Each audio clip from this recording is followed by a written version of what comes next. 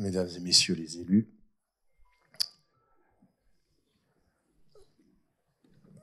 le sentiment est en moi partagé. Je vais vous dire quelques mots, des mots qui nous importent, des paroles qui, je l'espère, nous aideront à être les porte-paroles de ceux qui sont des combattants antiracistes, républicains. Partagés parce qu'il y a le bonheur de se retrouver, la fête d'être ensemble, la satisfaction des travaux intéressants de l'après-midi, côté effervescent du champagne, qui n'est pas sans avoir quelque influence sur l'un ou l'autre. Et puis, le thème, la situation, les élections,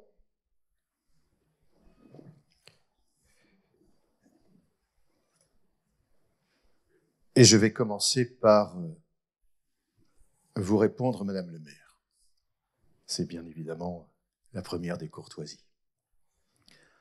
Nous attachons, Madame le maire, une importance particulière à ce que notre combat soit compris non pas comme un combat uniquement associatif, mais comme un combat politique, c'est-à-dire la vision que nous souhaitons voir ou rétablir ou s'instaurer dans notre République. Quel est le projet politique pour lequel nous combattons, nous militons, nous passons du temps à côté de nos familles, à côté de notre travail, nous prenons sur nos week-ends. C'est donc un combat politique, mais qui ne peut se faire sans l'aide de ceux pour lesquels, je tiens à le dire, j'ai une particulière estime, qui sont les élus locaux, régionaux et nationaux aussi. Et c'est ce partenariat qui m'importe particulièrement de mettre en œuvre. Je dis toujours, lorsque je rencontre un président d'une section ou un délégué, quel est le lien que vous avez avec votre ville, avec votre région, avec votre député? Avez-vous été le rencontrer pour lui expliquer toutes les actions que nous mettons en œuvre et lui avez-vous demandé une aide, un local, un financement, une aide qui implique le pouvoir politique dans le combat que nous menons, nous? C'était particulièrement important que l'un puisse compter sur l'autre et que l'autre puisse compter sur l'un. Et donc, pour répondre à votre question toute simple et que j'ai particulièrement appréciée, que pouvez-vous faire? Vous êtes président d'une association de villes moyennes. Il y a peut-être des congrès, des manifestations, des formations que vous offrez à vos adhérents, des formations sur la laïcité, des formations sur la prévention contre la radicalisation, des formations sur le racisme et l'antisémitisme que n'importe quel élu a à rencontrer, non seulement au sein de sa commune, mais aussi comme employeur. Eh bien ça, nous le proposons. J'ai rencontré l'Association des maires de France, la directrice de cabinet de M. Lisnard. Nous sommes en train de mettre en place à cet échelon-là des formations pour les élus, une présence dans les congrès. Je vous demande officiellement un rendez-vous afin que nous puissions mettre ensemble un programme, le définir pour que localement on puisse être performant.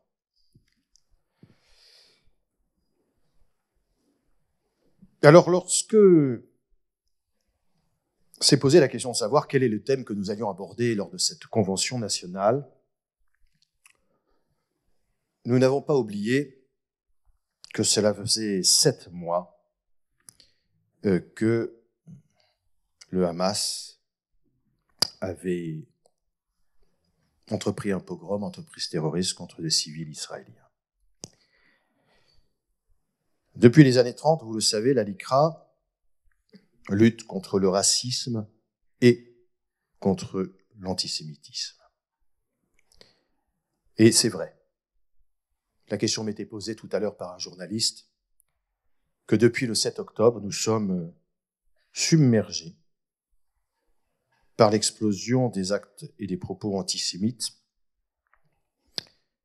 Mais nous ne perdons jamais de vue qu'à côté du traitement judiciaire, nos 80 avocats bénévoles partout en France interviennent de façon efficace. Je voudrais remercier d'ailleurs la commission juridique. Nous continuons nos interventions. Information, communication, intervention auprès des élèves, formation, assistance juridique. Et quelle a été la réaction des pouvoirs publics après le 7 octobre ? Vous savez, il y a des groupes WhatsApp au sein de la LICRA et je ne suis pas sur tous, virgule, heureusement, virgule, parce que sinon je n'aurais plus de temps pour rien. Mais il y a une vidéo qui m'a marqué. C'est cette vidéo, je crois, d'un sénateur américain et qui s'interroge et qui dit « Mais on me demande, moi, il est de couleur noire, pourquoi je dois obligatoirement m'élever contre l'antisémitisme? Pourquoi je dois prendre la parole ?» Et il répond, mais moi, ce qui me trouve anormal, ce que je trouve anormal, c'est pourquoi il y en a tant qui, dès le 8 octobre, n'ont pas pris la parole. Et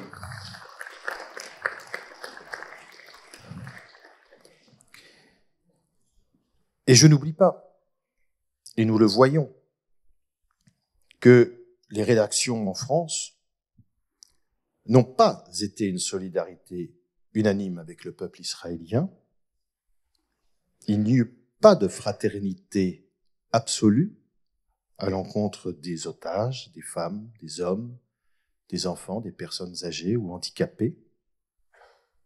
Qu'il n'y a pas eu de front féministe uni contre les viols et les violences sexuelles commis sur ces femmes israéliennes. Non.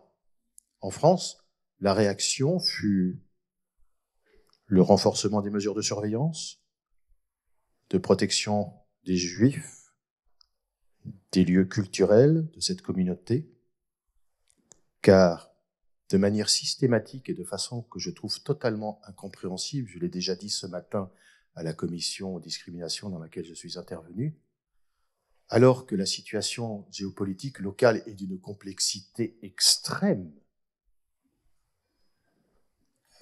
on importe, je déteste le terme, cette situation systématiquement en France pour écrire mort aux sionistes dans un amalgame absolument odieux, ce qui signifie de plus en plus mort aux juifs. Et on est là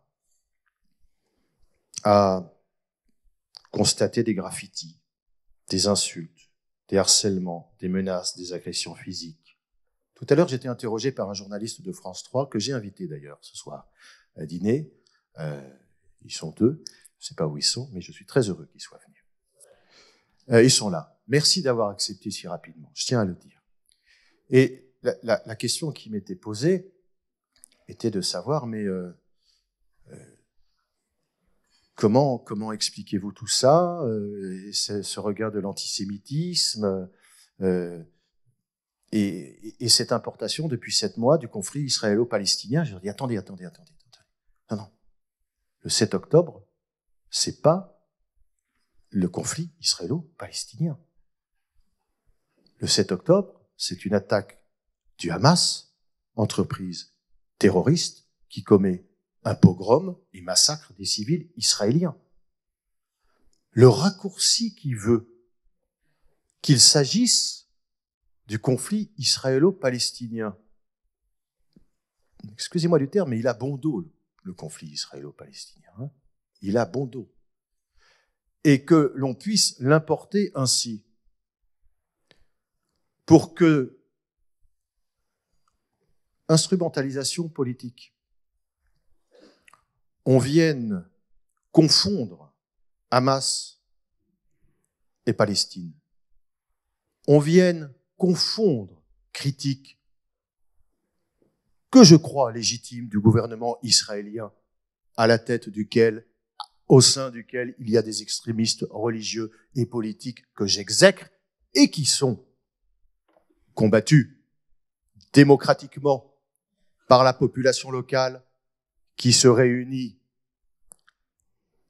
juifs d'Israël, musulmans d'Israël, contre ce gouvernement extrémiste dont les actions en Cisjordanie sont, et le terme est un euphémisme hautement critiquable, qu'on confonde ce gouvernement avec Israël, qu'on confonde cette action politique nauséeuse avec l'existence de la seule démocratie de la région par des propos en France, devant les universités, de la mer au Jourdain, qui visent, par cet amalgame, par cette instrumentalisation politique, sous couvert d'un antisionisme dont certains ignorent ou utilisent de façon perverse le terme, et que l'on aille jusqu'à haranguer les foules pour que l'État d'Israël n'ait plus droit à son existence, cet amalgame-là,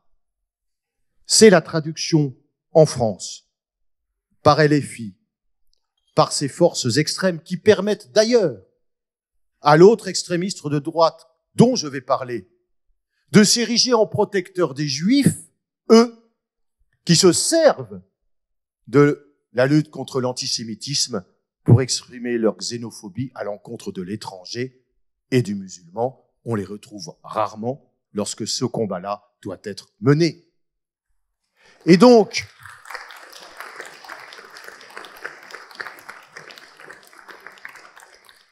qu'il est compliqué d'être militant de la LICRA. Mais je vous le dis. Et l'invitation aux deux journalistes, c'est parce qu'en 3 questions, j'ai pu expliquer ce que je vous dis de façon un peu plus explicite et élaborée, mais qui m'a permis d'établir quelques traits importants qui constituent le combat antiraciste contre l'antisémitisme et contre les discriminations qui est le nôtre.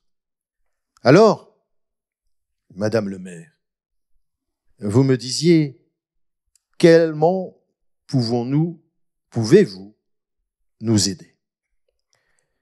Eh bien, vous pouvez nous aider en faisant en sorte que la parole politique que l'on entend le plus, ce soit pas la parole de haine de Jean-Luc Mélenchon et de ses sbires. Vous pouvez nous aider en disant qu'entre l'extrémisme islamo-gauchiste qui utilise la misère palestinienne comme nouveau prolétariat pour attaquer la seule démocratie et par un antisionisme faire en sorte que, en France, notamment les Juifs, je suis désolé de l'avoir à le redire, ont peur face à cet extrémisme et face à l'extrémisme de droite, xénophobe, qui n'a jamais renié son passé, qui se sert de l'antisémitisme comme d'un parangon de vertu, la lutte contre pour être plus encore dans la discrimination et loin de l'amour de l'autre, l'accueil. On parle de fraternité et d'accueil dans cette convention. Regardons le programme de l'extrême droite, dont l'entourage n'a pas changé. Il faut quand même le dire. Dont les origines n'ont jamais été reniées. Il faut toujours le rappeler. Dont l'expression violente existe toujours. On en parle un peu moins face à ces deux extrêmes. Moi, je suis très inquiet de voir une France ou silencieuse ou craintive. Et je crois qu'il est important, dans ce combat électoral, que la voix de la raison, la voix de l'explication s'impose. C'est pas simple, mais nous avons besoin de vous, mais vous avez besoin de nous. Parce que ce travail d'explication, ce travail de conviction, ce travail de transmission de valeurs, celui que chacun des militants d'entre nous faisons dans les collèges, dans les lycées, dans les écoles primaires, dans les écoles de police et de gendarmerie, auprès des référents sport, grâce à des conventions avec des régions, pas toutes, grâce aux travaux que nous faisons aussi au sein des clubs professionnels et amateurs, pas tous. Ce travail-là doit être généralisé. Ça veut dire quoi? Ça veut dire aussi donner les moyens humains, les moyens financiers, les moyens de visibilité. Ça veut dire avoir le courage de privilégier certaines associations dont le combat est authentiquement universaliste, républicain et laïque, et sortir plus encore de l'habitude qui consiste à saupoudrer les aides. Il y a le feu à la maison. Choisissez, mesdames et messieurs les politiques, vos partenaires. Nous faisons offre de service. Nous sommes capables d'aller là où ça fait mal. Travaillons en équipe.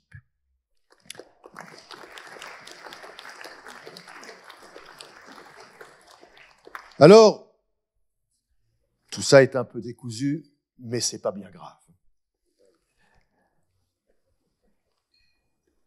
Nos universités d'automne, je vous l'annonce, auront pour thème le 7 octobre, un an après, ce début de réflexion que nous menons. Nous continuerons à l'approfondir.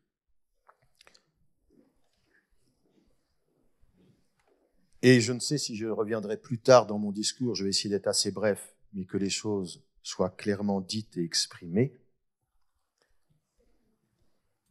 Ça sera plus que 7 minutes, Francine. Je suis désolé. Mais non, mais c'est important.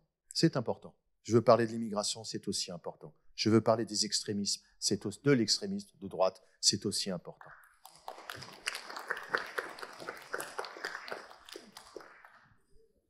Deux peuples, deux États, la Palestine, Israël, la diplomatie et des règles de droit qui permettent. Et ça va être dur. Et c'est peut-être impossible, mais parce que c'est impossible, seul le politique et la volonté peuvent un jour mettre cela en marche. Je ne perds jamais de vue, en moment de crise, quel est le but à atteindre. Je me battrai toujours et je ne me résoudrai pas à ce qu'on confonde, et vous l'avez compris, le gouvernement et le droit d'Israël à vivre en paix et en sécurité, le peuple palestinien et son droit à vivre en sécurité, débarrassé du terrorisme et des ingérences extérieures, et le combat partout dans le monde contre le terrorisme, Hamas, Hezbollah et autres factions criminogènes. L'immigration.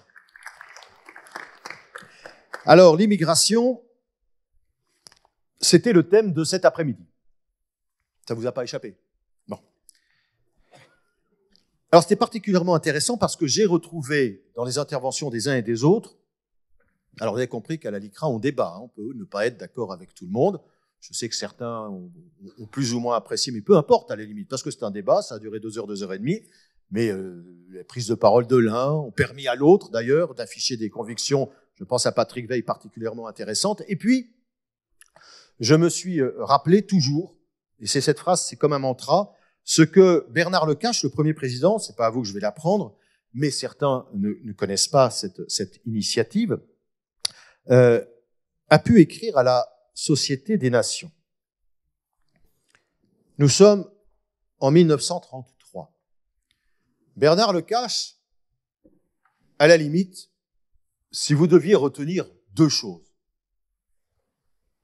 La première, c'est que face à la montée du nazisme et de l'hitlérisme, il a commandé 30 à 35 000 ouvrages de Mein Kampf qu'il a fait distribuer à tous les élus de la République afin que l'on puisse pas dire « je ne savais pas ».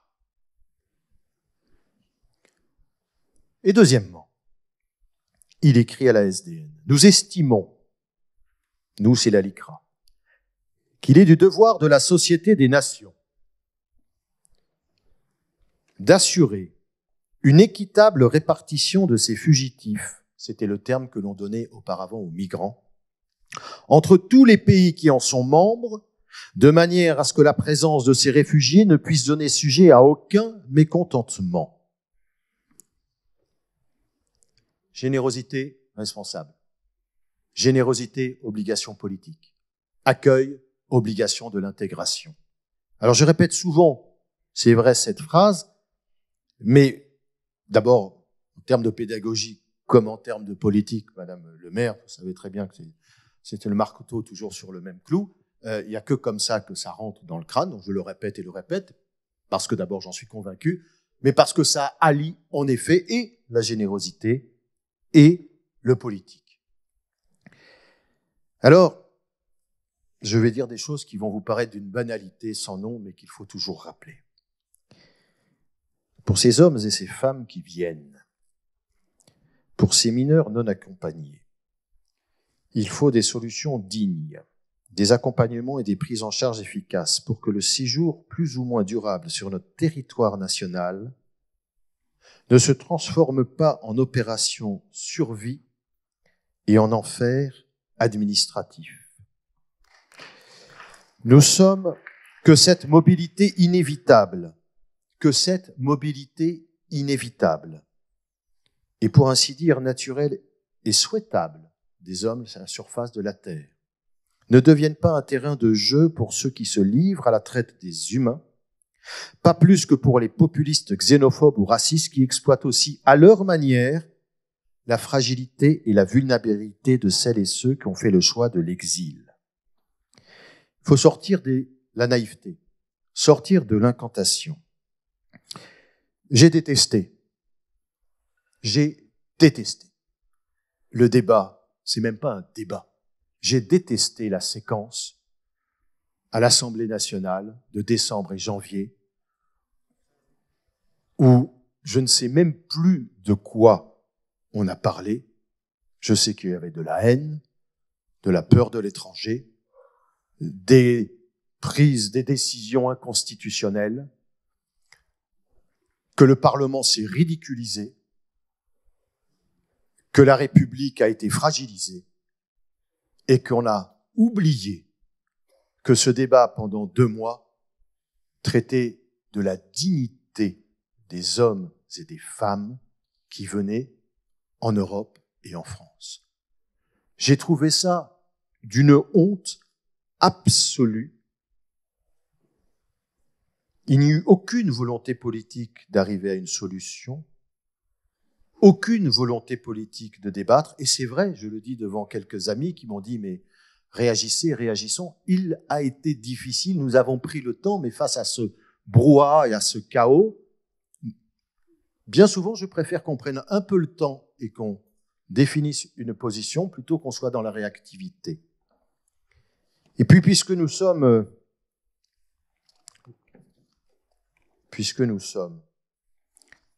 à Épernay.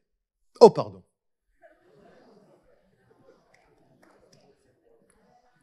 Puisque nous sommes à Reims. Je voudrais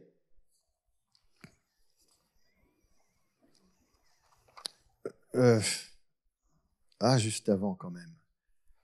Spinoza, rappelé par Patriveil ou Smaïn, je ne sais plus. Il ne faut pas rire, il ne faut pas pleurer, il faut comprendre. Ouais. Enfin, sauf que ce qui nous meut, ce qui nous habite, ce qui nous donne l'envie de combattre, c'est tellement à pleurer qu'on a envie de se lever, de prendre les armes de l'esprit, de se réunir, de créer une équipe et d'aller contre les injustices. Donc il a raison, mais est-ce que c'est un propos militant? Voilà, je pose la question. Je ne suis pas convaincu, même si la phrase était belle. Nous sommes donc à Reims et nous sommes à la LICRA. Et tant pis, je vais encore vous parler de ma famille. En 1985, pour ceux qui n'étaient pas là, le maire de Reims m'a fait un sale coup hier en projetant la photo d'un proche dont je vais parler. Bernard Lecache, ou plutôt Pierre Bloch, président d'Alicra, remet le prix Bernard Lecache, 1985. Il remet le prix Bernard Lecache à Bernard Stasi, mon oncle. Car Bernard Stasi venait d'écrire un bouquin que j'ai ici, qui est « L'immigration, une chance pour la France ». Mais voyez-vous, ce qui est intéressant, ce qui est très intéressant dans ce livre, que j'ai pu relire, outre d'ailleurs, il ne s'en cache pas, la tradition chrétienne qui le pousse dans le combat politique, humaniste, vers l'autre, il explique très bien tout cela, et contrairement à ce qu'on peut croire, il n'y a pas de naïveté. C'est très Lycra, et je vous explique. L'étranger chez nous est une école permanente qui nous enseigne la diversité de la planète,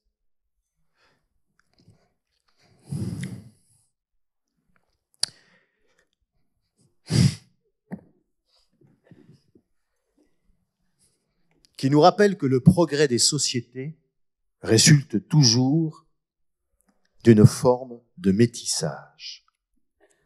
Et il ajoute, puisque la plupart d'entre eux veulent rester en France, ils doivent, même lorsqu'ils conservent leur nationalité d'origine, respecter les devoirs qu'impose leur appartenance à la communauté nationale. Ils ne sont plus des étrangers de passage. Ils font partie de la famille. Cela implique que leurs droits soient pleinement reconnus. Cela implique aussi, avec la même rigueur, qu'ils se comportent eux-mêmes en citoyens responsables, respectueux des lois et des coutumes des pays qui les accueillent. À eux aussi, il faut tenir le langage du courage et de la vérité. Et dans un livre un peu plus récent, il écrivait lucide, mais toujours généreux, disant que il est de l'obligation du politique de mettre tout en œuvre pour que l'étranger soit un membre de la famille, en lui donnant les mêmes droits et les mêmes devoirs. Et ce que je vais dire là aujourd'hui, maintenant, on peut évidemment le transposer, et j'en aurai terminé, c'est ma dernière partie, sur l'Europe. L'immigration est une incontestable remise en cause de notre identité nationale. Smaïn Lacher ne disait rien d'autre lorsqu'il expliquait que l'étranger était là pour dénaturer, bousculer l'ordre naturel dans lequel on a l'habitude de se complaire. Retenons la richesse, la diversité, le métissage. Retenons en faire un membre de la famille. Retenons Smaïn Lacher qui vient nous dire que ça bouscule l'ordre naturel, ça bouscule l'ordre des places. C'est un défi politique. L'ordre des places n'est pas un ordre rationnel. Je crois que lorsque l'on a ce panorama, on a la ligne politique et courageuse et claire de la LICRA. Cette ligne-là est à l'antithèse, vous l'aurez compris, de ce que promeut l'extrême droite qui aujourd'hui mène la danse dans le cadre de ces élections européennes. J'ai devant moi une carte qui me fait peur. Les partis d'extrême droite dans l'Union européenne participent au gouvernement Finlande, République tchèque, Slovaquie, Hongrie, Italie. Soutient le gouvernement Suède. Premier ou deuxième dans les sondages nationaux, Estonie, Pologne, Roumanie, Autriche, Allemagne, Pays-Bas, Belgique, Luxembourg, France. Les seuls pays qui, pour l'instant, ne sont pas sous la crainte d'une victoire de l'extrême droite aux élections européennes sont l'Irlande, quoique ça monte. Pour ceux qui lisent un peu ce qui se passe là-bas, ça y est, des nervis d'extrême droite commencent les actions violentes en Irlande, l'Espagne, le Portugal, la Slovénie, la Croatie, la Bulgarie et la Grèce. Pour le reste de l'Europe, qui n'est pas grise, l'extrême droite est aux portes ou du pouvoir ou des pensées qui sont celles qui habitent nos dirigeants. Alors, il faut que je raccourcisse.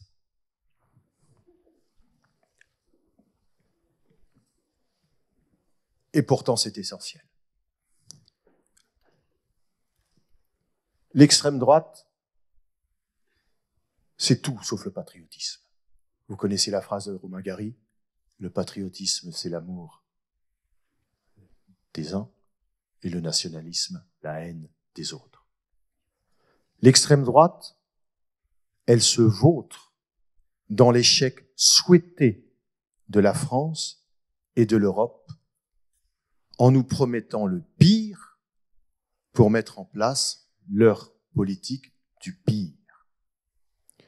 L'extrême droite, c'est celle, ne l'oublions pas, pour laquelle la Convention européenne des droits de l'homme et la liberté d'expression est à balayer d'un trait, pour laquelle le droit des minorités est en danger, pour laquelle l'espace constitutionnel qui est celui de la construction de notre République est à bannir, pour laquelle le débat indispensable à la vie démocratique est remplacé par un référendum.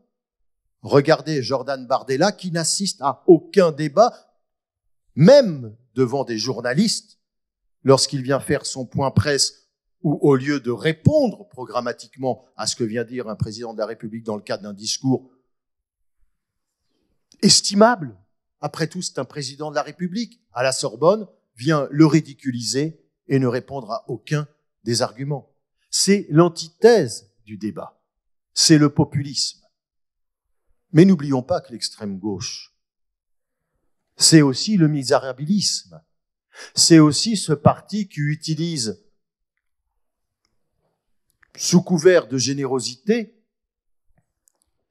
croyez-vous qu'il y ait moins d'extrémisme dans les pays Chavez, Cuba et autres où l'extrême gauche est au pouvoir? Alors, je ne suis pas de ceux qui pensent quand même que la générosité est une perversion ou une perversité. Je ne sais qui disait cela. Mais je sais que il y a un chemin et qu'il ne faut pas se résoudre à ce combat, à ce mano à mano entre les deux extrémismes. Oui, il faut plus d'Europe, bien sûr, mais arrêtons les incantations. Et Patrick Weil avait tout à fait raison. Sur l'immigration européenne, j'ai devant moi, mais je ne vais pas vous le lire parce que j'ai peu de temps. Vous savez ce qui se passe en Allemagne? Je l'ai évoqué tout à l'heure. Aidés par le gouvernement, les entreprises allemandes, ils ont besoin de millions de travailleurs. Ils vont les chercher à l'étranger. Il y a des bureaux de recrutement. Ils vont les former à l'étranger, à la langue, aux valeurs européennes. Ils les font venir dignement en Allemagne. Ils continuent, les entreprises, à les former. Et ainsi, il est plus aisé pour ceux-ci de se considérer comme un membre de la famille. Et il est faux de dire, et c'est un échec de penser que la politique de migration européenne doit s'arrêter au contrôle strict des frontières et à la lutte contre le terrorisme. Si l'on veut redonner envie à ce que l'Europe devienne un projet, en France, on est ceux qui, dans les sondages, détestons le plus l'Europe. Sortons c'était la fin de la paix, c'est la fin de la guerre, grâce à l'Europe, nous avons ce langage-là incantatoire n'est plus audible. En revanche, créons une identité européenne, créons des projets européens, intégrons par des politiques État par État, peut-être, mais en cohésion avec une politique européenne migratoire cohérente, créons les conditions de ce que chacun de ceux qui se retrouvent en Europe se sentent membres d'une famille. Alors si nous militons, si nous combattons, si je combats pour un projet politique de dignité, je souhaite que les politiques arrêtent les incantations solennelles. Europe, Europe, Europe. Ça ne sert à rien. Cela ne suffit pas.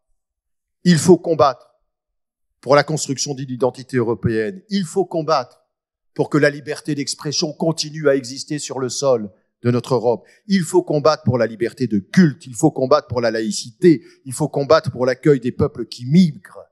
Il faut combattre sans relâche. Alors il faut avoir le courage de l'optimisme. On ne peut pas ne pas être optimiste. Un militant qui n'est pas optimiste ne peut jamais parvenir à un résultat. J'ai aimé cet après-midi de discussion.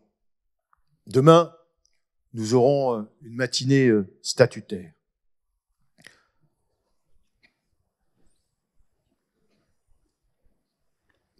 Moi, je suis fier d'être à vos côtés. Voilà. Parce que quand j'entends face à Arnaud Robinet et Francine, qui rend hommage d'ailleurs à Nelly, mais qui décline un bilan correct de toutes les actions que la section de Reims met en pratique, je me dis que nous pouvons être fiers. Mais je vais vous demander plus. Je vais vous demander plus. Je vais vous demander de faire autour de vous des militants et des combattants de la République. Je vais demander d'aller embêter les pouvoirs publics, ceux qui par crainte peut-être se taisent, parce que dans le temps électoral, eux ont à perdre. Je vais vous demander plus, parce qu'aujourd'hui, je vous assure, il y a peu d'associations qui abordent la complexité des situations telles que nous le faisons et qui refusent d'avoir une binarité réductrice. Si nous sommes là, c'est parce que nous aimons débattre, nous aimons la contradiction, nous sommes habités d'idéaux et de valeurs. Je vais vous demander une chose, c'est d'aller convaincre 1, 2 ou 3 personnes d'aller voter. D'aller voter. Je vous le demande. Puisque ce qui m'effraie le plus, et j'en aurai terminé, c'est pas les minorités qui agissent. C'est dans cette vitesse folle qu'est ce déferlement extrémiste de droite qui petit à petit nous envahit, c'est ce poids silencieux, craintif, d'une société, et j'en aurais terminé, qui est obnubilée par son pouvoir d'achat, obnubilée par sa sécurité quotidienne, et ils ont raison, mais qui oublie que ce qui fait un peuple, c'est un projet collectif de valeurs, et que si l'on veut faire force pour avoir un poids dans quelque combat que ce soit en France et en Europe, il faut plus que jamais ressouder les valeurs qui sont les nôtres autour d'un projet, et vous n'êtes pas des spectateurs puisque vous êtes là, vous êtes des acteurs. Vous pouvez compter sur moi. Je compte sur vous. Merci.